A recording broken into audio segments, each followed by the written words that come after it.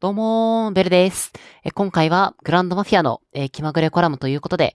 栄養バトルについてやっていこうかなと思います。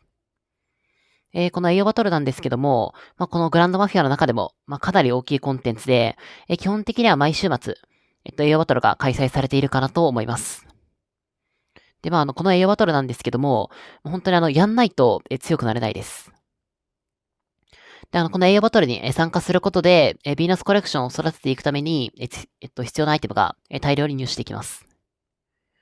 そのヴィーナスコレクションを集めていくために、必要な、ガチャのポイントだったり、鑑定ポイントですね。そちらは、課金でも入手できるんですけども、課金では一切手に入らないものも、栄養バトルで入手することができて、それはこちらのスペシャルコレクションのピースですね。でもこれは通常の栄養バトルに参加する以外では入手できない上、めちゃめちゃ強いです。最大強化で2陛下の攻撃力を各24%ずつ上げて、1陛下のHP を12%上げることができます。で、これ各陛下、陛下別に、計3種類あるので、攻撃が各48%ずつ、で、HP が12%ずつ上がるということ、12%ずつ上がるというところで、ほんとめちゃめちゃでかいです。ヴィーナスコレクション、ヴィーナスコレクションについての詳細は、前回、解説させていただいたので、深掘りはしないんですけども、このスペシャルコレクションを入手するためだけでも、栄養バトルに参加している価値は、十分にありますし、このスペシャルコレクションのためだけではなくて、その他の、ヴィーナスコレクションの評価にもなるので、本当栄養バトルって、これ慣れていくと、格上のプレイヤーにも、バンバン勝つことができるので、結構楽しいのかなと思ってます。ただ、このスペシャルコレクションの方、入手するためには、栄養バトルの方で、規定ポイントを、こちらですね、クリアすることでも入手することができるんですけども、基本的にはランキング上位に入っていかないと、大量に入手することはできないです。ただ、この栄誉って、かなり攻略要素多くて、キング装備 S と、ゴッドファーザー装備 S の、混合装備くらいの方でも、戦い方知ってれば、ゴッドファーザーの SS 持ちに勝つことって全然できるので、ただその逆もしかりで、自分自身が、ゴッドファーザー装備の SS を持っていても、戦い方知らなかったり、あともう事前準備をちゃんとやってないと、いい順位に入ることができないので、でも本当に栄養バトルって、実際に戦う時の、立ち回りだったり、戦略っていうのももちろん大事なんですけど、この事前準備っていうのがもう本当に重要です。この事前準備、なんかそもそもほぼ、栄養ってすることないじゃんっていう風に思われた方いらっしゃると思うんですけど、めちゃめちゃあります。最低限の準備っていうところはもちろん、これってするべきだったん、するべきだったんだっていうところまで、いろいろあります。正直、準備なしで、ランキング上位を取っていくことって、ほぼ不可能なので、本当実際のバトル中の戦略と同じくらい、重要なので、で、今回の動画では、その栄誉の、事前準備と、あとは少し基礎ですね。そして使っていくべき兵隊構成についてやっていこうかなと思ってます。では、栄養バトルの基礎から、軽くやっていこうかなと思うんですけども、栄養バトルは、簡単に言うと、専用のバトルフィールドに、移転して、そこで組織ごとに、フィールドを取り合って、そのポイントを競っていきます。で、個人でもランキングがありまして、そちらでは、相手の部隊を撃破したことによる、キルポイントと、フィールドを占領することで、獲得できる占領ポイントの、2つがあります。またこのフィールドについては、真ん中に行けば行くほど、組織個人ともに高いポイントを獲得していくことができます。ちょっと栄養バトル自体が、開催中じゃないと、そのマップ見ることができないので、周朝戦版の、栄養バトルの、マップの方で、代用させていただいてるんですけど、大事なのって、真ん中に行けば行くほど、高い占領ポイントを獲得できるっていうことなので、ね、ほんと、あとは個人ポイントには、キルポイントと占領ポイントがあるんですけども、個人ランキングを狙っていく、個人ランキングで、上位を狙っていく際に、必要になることなんですけども、前提として、栄養バトルでは、かなり、キルポイントの比率がでかいです。なので、キルをたくさん取っていくっていうのが、こちらが前提として非常に重要です。ただ、キルポイントは、どんどん獲得したキルに、キルに対して獲得できるポイントっていうのがどんどん少なくなっていきます。最初だったら、100万人倒せば、何万とポイント入っていったのに、獲得したポイントが増えていくと、100万人倒したのに、数千ポイントしか入らないみたいになっていきます。で、そうなると、この占領ポイントっていうのも、非常に、重要になってくるのかなと思います。で、まあ、基礎は、このあたりにしておいて、事前準備の方に、触れていきたいなと思うんですけども、まずは、攻撃バフと、チーム単位数アップですね。これはもう必ず使っていきましょう。で、攻撃バフなんですけど、これって50%とか、それ以上とかのものって、基本的に15分とかで、効果時間結構短くて、途中で切れてしまって、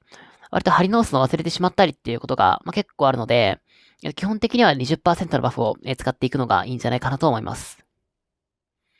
で、チーム単位数についてなんですけども、これ、キル稼いでいくためにはもう必須なので、で、4時間のバフでも、栄誉って、1時間での戦いになるので、3時間無駄になっちゃう、タイム無駄になっちゃうんですけど、栄誉の1時間って、めちゃめちゃ密度高いので、ほんと使っていく価値は十二分にあるのかなと思います。本気で上位目指していくんだったら、60%のバフを、使っていきたいところかなと思うんですけども、60%のチーム単位数アップのアイテムって結構希少で、毎週使っていくとなると、さすがに厳しいので、基本的には、50% で良いのかなと思います。で、次に、装備とスキルですね。で、まず装備なんですけども、装備はもう必ず、戦闘用の装備に、着替えていただいて、スキルも戦闘用に切り替えていきましょう。で、集中スキルも、戦闘用にしていきたいところなんですけども、その集中スキル、これも本当めちゃめちゃ重要で、あとアクティブスキルですね。そちらも集中戦で有効です。で、一回最後までちょっと解放したいんであれこっちに変えるんですけども、単位数 10% アップの、この総動員のスキル。これほんとかなりでかいので、開始直前に、必ず使いましょう。この、総動員の効果って、集中戦限定だと、勘違いされている方いらっしゃるかなと思うんですけども、通常マップでも有効ですし、栄養バトルでも当然有効なので、本当に使っていただくのがいいのかなと思います。で、あとは、フィーバー出撃と装備強化については、効果時間が30分というところで、事前に使うのではなくて、戦闘中に使っていくべきものではあるんですけども、このフィーバー出撃、これ誤って栄養バトルの直前とかに使っちゃうと、フィーバー状態になってしまって、フィーバー状態だと栄養バトルに参加することができないので、必ずバトルフィールドに参加した状態で、スキルを使うようにしていただくのがいいんじゃないかなと思います。で、そしてもう一つ、考えなくてはいけないことがありまして、ジュエルですね。栄養バトルって、もう進軍速度がめちゃめちゃ大事なんですよ。どれだけ戦えるかが、ポイントに直結してくる都合上、なるべく進軍時間を短くし、進軍速度を上げていって、進軍時間を短くして、戦える回数を増やしていく。もうこちらがもう非常に重要です。で、進軍速度を上げることのできるジュエルっていうのは、ゴッドファーザージュエルと HP ジュエルで、あと、ゴッドファーザージュエルが、進軍速度の上がり幅がめちゃめちゃでかいので、まずは、ゴッドファーザージュエルを、全部つけていきましょう。ゴッドファーザージュエル、金が8つある場合には、全部金でいいと思うんですけども、金が8つ揃ってない場合には、紫だったり青に、分解してつけていただくのがいいんじゃないかなと思います。ほんと8箇所すべてに、つけることの方が重要なので、で、HPGL についてなんですけども、正直ここって、HPGL、全部つけちゃうと、その分攻撃 GL を、つけれる個数が減ってしまって、戦闘に勝ちづらくなっちゃうんですよね。なので、攻撃 GL なしでも、バンバン勝っていける、めちゃめちゃ強い方を除いて、基本的には、リーダー付き部隊で使う、陛下の攻撃 GL を、つけていただいて、残りの1箇所に、各1箇所ですね。に、HPGL をつけていただくのが良いのかなと思います。で、もちろんこれが全てではなくて、リーダー付き部隊を、2種にしてるから、HPGL を少し少なくして、攻撃 GL を増やしていくなのでも良いのかなと思います。で、現に私は今、HPGL がそんなにないということもあって、今あれですね。全部 HP にゴッドファーザープラス攻撃プラス HP に全部してるんですけども、場合によっては、HPGL ちょっと外して、バイカーの攻撃シェルつけるところもあるので、ここら辺は本当に現在の GL の所持状況に合わせて、柔軟にセットしていただくのがいいんじゃないかなと思います。で、もう一つ、事前準備でするべきことがありまして、こちらですね。捕虜と、シークレットハウスのバフです。ほんとこれめちゃめちゃでかくて、シークレットハウスの方だと、攻撃と HP とかだいたい 40% くらい上がって、出撃スピードも20% くらい上がるので、本当この出撃スピード 20% ってだけでめちゃめちゃ価値ありますし、あとはこちらの監禁所ですね。こちらは捕虜にしてる、捕虜にしてるリーダーの最高レベルによってバフが異なるんですけども、レベル60のリーダーを捕虜にしたら、最大で30% プラス、あとは、建設ランクですね。そこを合わせて最大で 40% まで、攻撃力を上げることができるので、基本的にはサバーカとかを、この栄養バトルの前に、突っ込んで、捕虜にしていただくのが良いのかなと思います。で、まだ、事前準備でするべきことがありまして、デフォルトチームのセットです。普段使いのセットあると思うんですけども、栄誉は栄誉で、必ずチーム組んでいきましょう。人によって違うと思うんですけど、最初にバランス用のセットがあったり、二つ目にギャング用のセットがあったり、シューター用のセットがあったり、四つ目にバイカー用のセットがあったり、ちょっと完全に僕今順番全然違うんですけど、そんな感じで使われている方が結構多いのかなと思います。ただそのセットって、じゃあ一つ目のバランス用セットで出撃させたときに、結構足りないヒーローって出てくるのかなと思います。で、そうなると、もう本来の力って絶対発揮することができないので、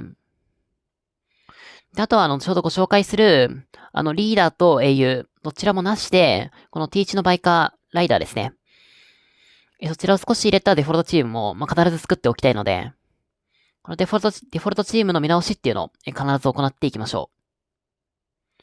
で、どう組んでいくべきかなんですけども、まず1部隊目は、とりあえずリーダー付きの部隊ですね。で、この部隊についてなんですけども、多分4パターンくらいあるのかなと思ってます。3種のバランス用セットか、シューターバイカーの2種。あとはシューターの単種。あとはバイカーの単種。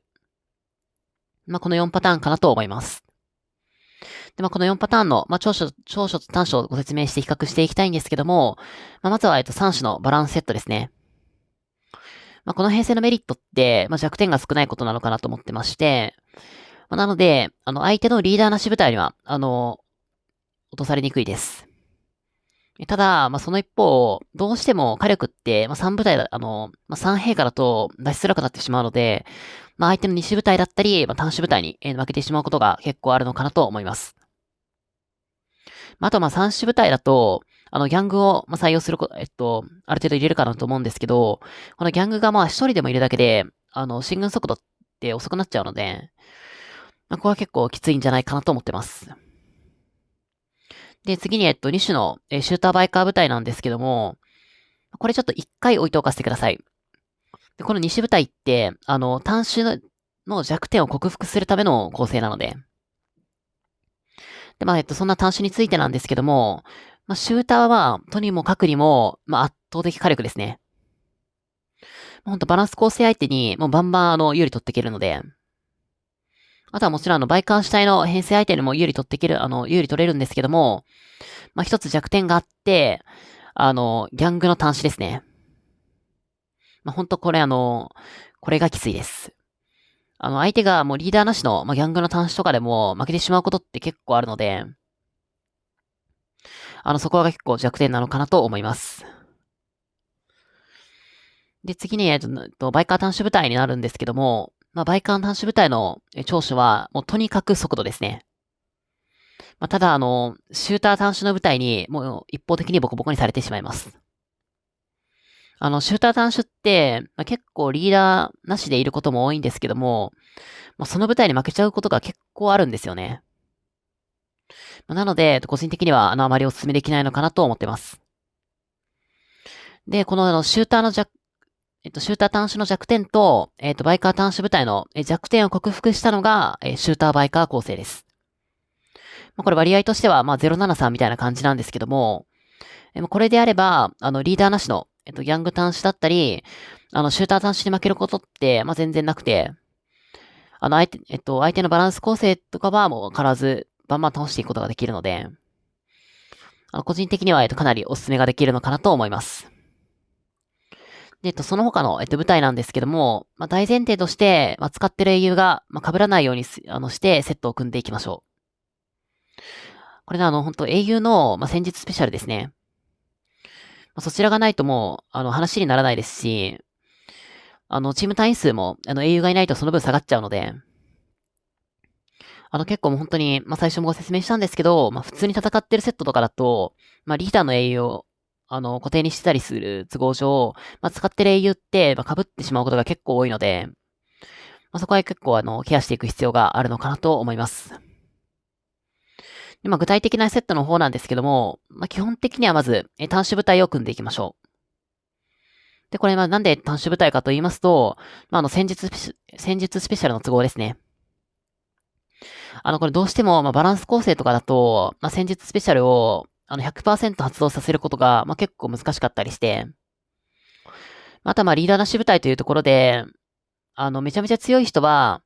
ちょっと一回置いておくんですけど、相手のリーダー付き部隊が来たら、どうしても格下の人、相手が格下の人であっても、そのリーダー付き部隊に負けてしまうんですよ。ただ、こっちが、相性で完全に有利取れてれば、ワンチャンス全然あるので、偵察されたら負けちゃうと思うんですけども、リーダーなしのバランスだと、どっちにしろ負けるので、そこはあまり、気にしなくても良いのかなと思います。ただ、最終的には、どうしても、ミックス部隊が、英雄の人数的にも、ミックス部隊がどうしてもできてしまうと思うんですけども、そちらはそちらで使っていただくのがいいんじゃないかなと思ってます。で、ここでもう一つ、注意点になるんですけども、必ず使う部隊には、高級装備つけていきましょう。で、これ必ず各一個は、被らせないようにしましょう。で、これなぜかというと、高級装備の投資で、高級装備を装備しているだけで、かかるバフが結構あるからですね。こちらですね。本当これ知らずに、高級装備なしで戦っている人、結構見かけるんですけど、もう本当に必ず、つけていただくようにしていただくのがいいんじゃないかなと思います。ただ、なかなか兵数の都合もあって、何部隊も動かすのが厳しいっていう方が、正直多いのかなと思ってます。で、そんな方にお勧めしたいのが、この占領ポイントを稼ぐ用のライダー部隊ですね。で、今これ私はライダーをあえて1000にしてるんですけども、このライダー部隊って相手も結構使ってくるんですよ。なので、同じライダー同士でぶつかるっていうことが、たまにですがあるんですよね。で、その時、大体相手って、ライダーを1人か10人くらいにしてると思うんですけど、その時こっちが1000人いれば大体勝てるので、